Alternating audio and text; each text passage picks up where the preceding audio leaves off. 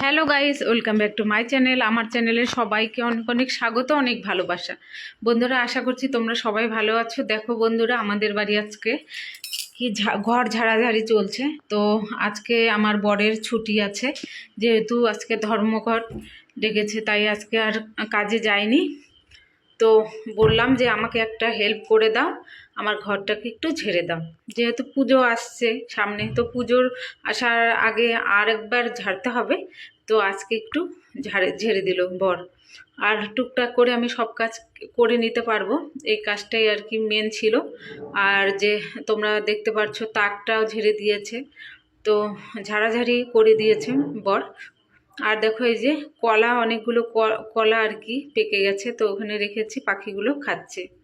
তো আমি কোনো জিনিসই ফেলি না, পাখিকে দেই না, না হলে গরুকে দেই। যেগুলো আমরা খাবো না, পশু পাখিতে খাবে, তাহলেও ভালো হবে।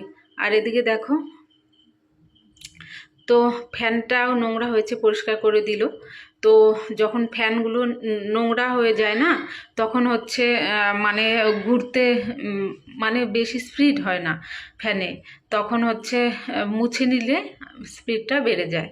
তো দেখো, ঘরটা সব ঝাড় দিয়ে নিয়েছি, মুছে নিয়েছি।